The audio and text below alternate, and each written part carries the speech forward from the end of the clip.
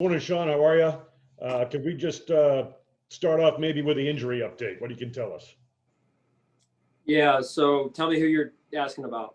Specifically, Edmonds and Milano, I think, have the most interest.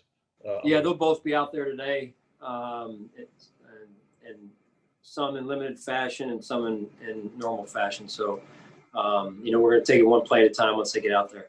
Are you able to gauge their progress at this point? Any likelihood of participating this weekend, or is it too early to tell?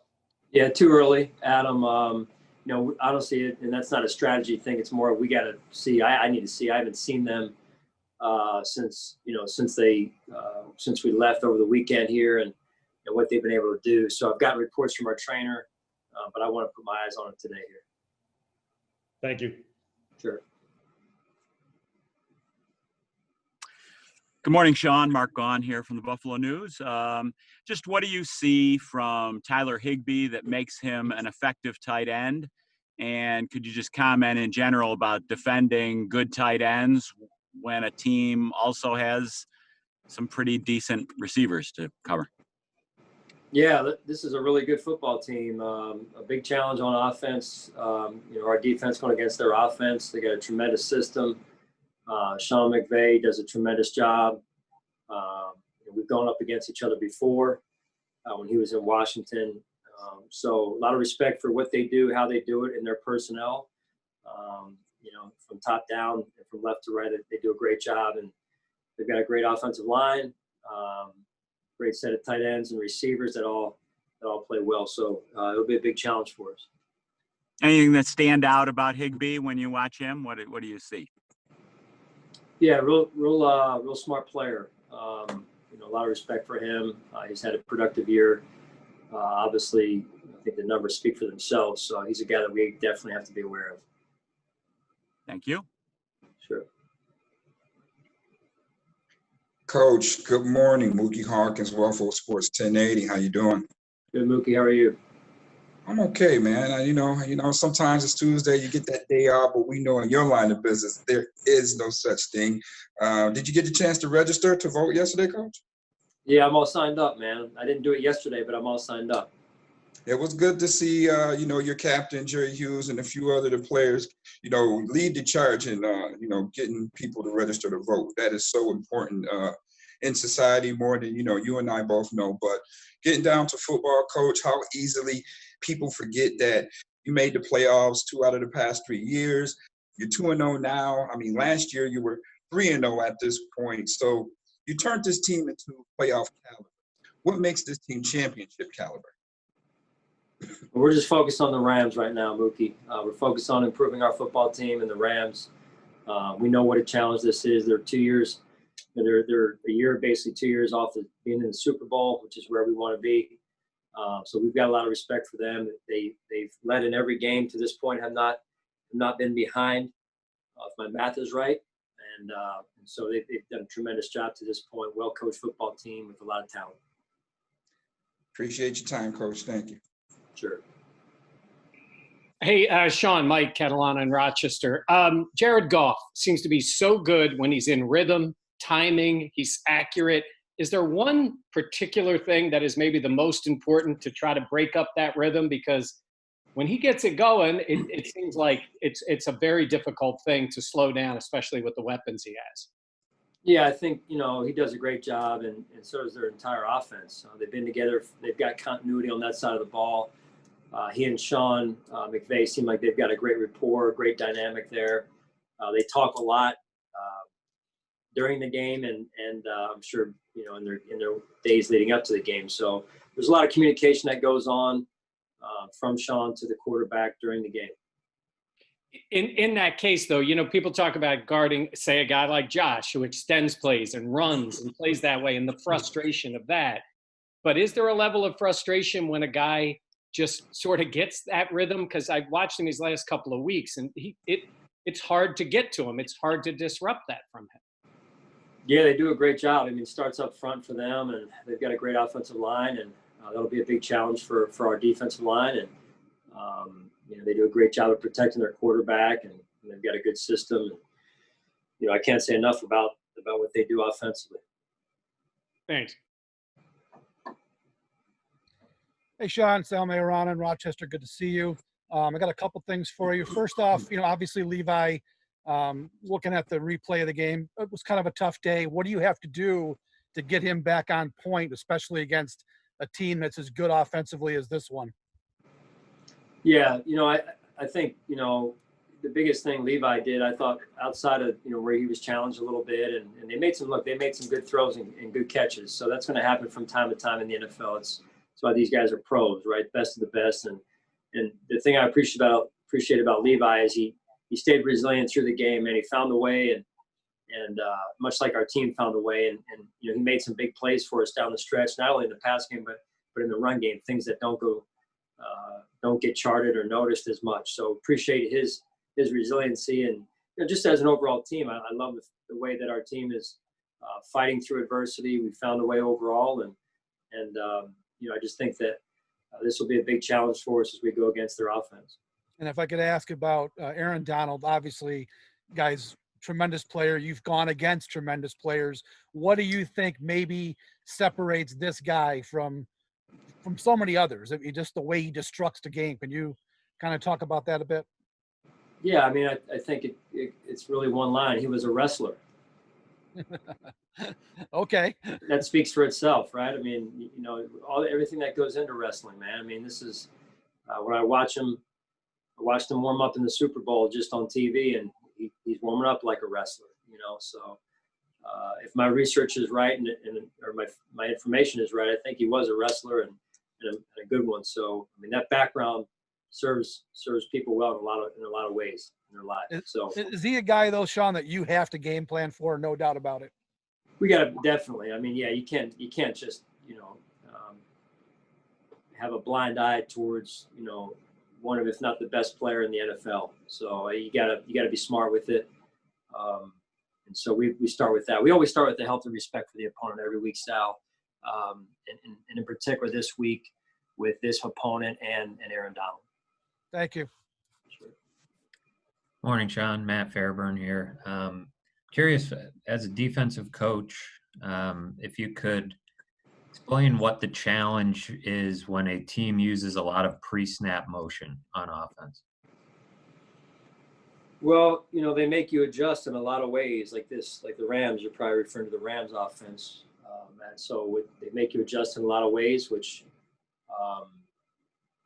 creates time on task for in this case the defense. So they're very, very good on offense, and they play at a high level. So it'll be a big challenge for us.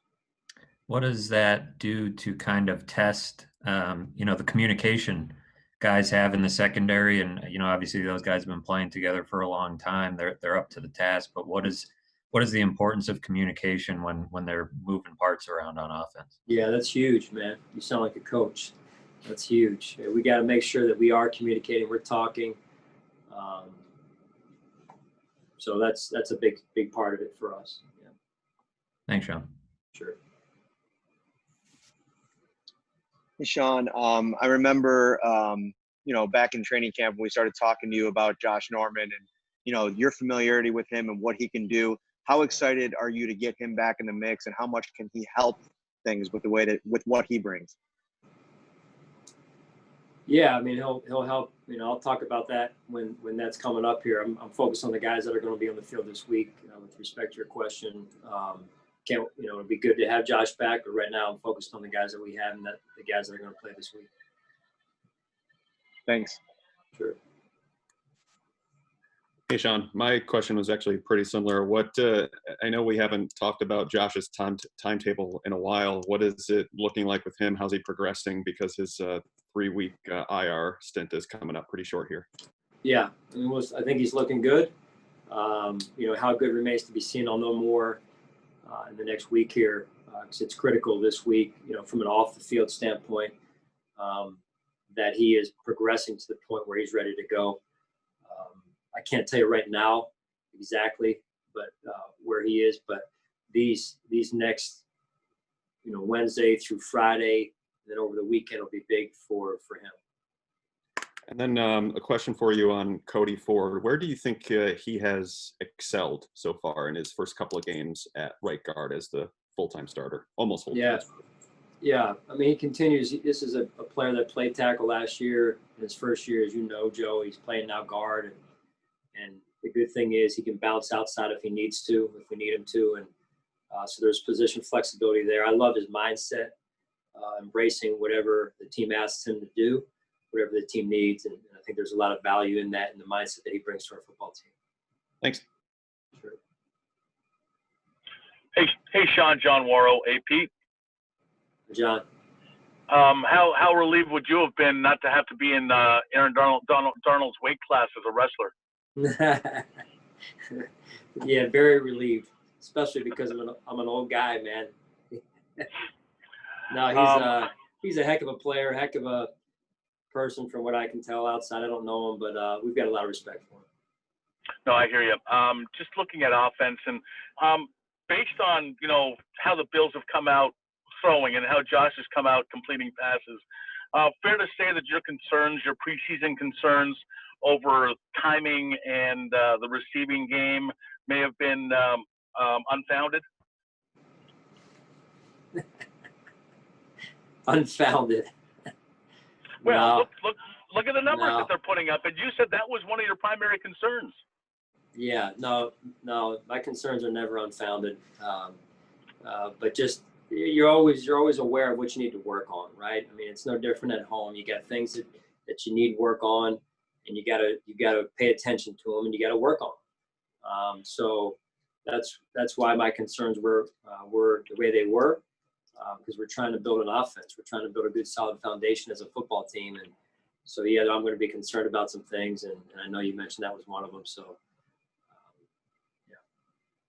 Right, but I asked that question specifically that way. But it's just that what do you make of how this offense, the passing attack, has clicked, and with Josh Allen now getting his first, Offensive Player of the Week honor, and what Stephon Diggs has done to this whole thing? I mean, has it exceeded what your initial expectations might have been?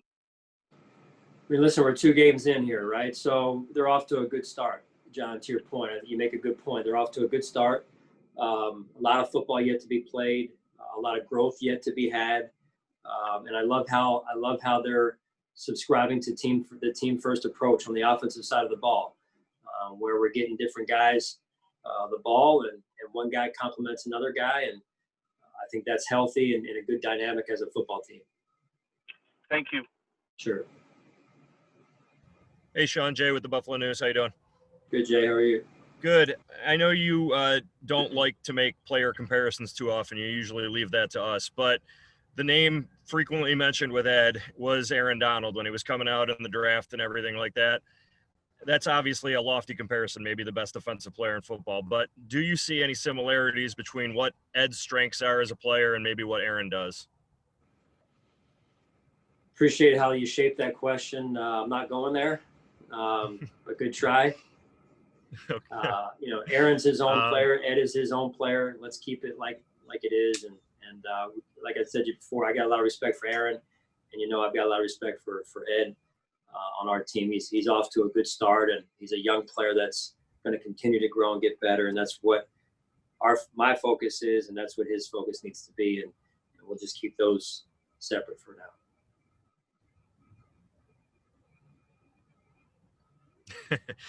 I had to try. With Ed, the first 2 games, what have you seen from the start that he's off to this season? How has he built on year 1 into year 2 now?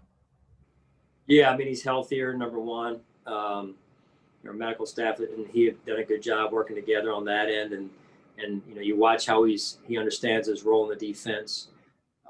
It's a very unselfish position, defensive tackle in football, in any defensive scheme, let alone this defensive scheme. And I appreciate the way he subscribes to that. And, the way he played this past week was better than week 1. And I think he's set and focused on improving this week during practice to improve on his play again. I think we're frozen here. Can you hear me, Jay? I got Marcel now. All right, is it my turn now? I guess. Very good. We gotta wrap this up. Sean, how much does it soften the blow, I guess, for going against a player like Jalen Ramsey when you know you're coming with someone of Stephon Diggs' caliber on your side? Well, that'll be a good matchup. Jalen Ramsey's a heck of a player. You know how I feel about Stephon Diggs. So those are good matchups. Those are fun to watch, and we've got a lot of respect for Jalen. Went up against him a time or two there in Jacksonville, and now that he's at the Rams here. So it should be a good matchup to watch. Overall, though, it'll be our offense going against their defense. So it's a team first mentality. Okay, we're going to be going with Rams media now. So Kevin, you're up first. Morning, Sean. Kevin Modesti with the LA Daily News. Morning. The Rams have gone from having one clear lead running back in Todd Gurley to having a mix of three guys with different skills.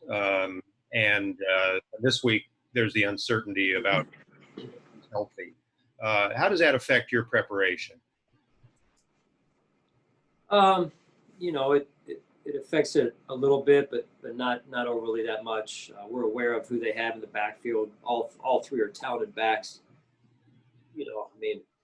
A lot of respect for them and their personnel. But we're going to control the pieces we can control this week, and that's focusing on what we got to do, and that's what we got to approach, and that's where our focus needs to be as we go through each day here. But in general, a team bringing a running back by committee approach, is that an extra headache as they hope? Yeah, they're very talented. We scouted Akers coming out, and then 27. I know Malcolm Brown as well. So they're all different. They're all talented. They're all very, very high level runners, and so we've got to be ready for it. That's for sure.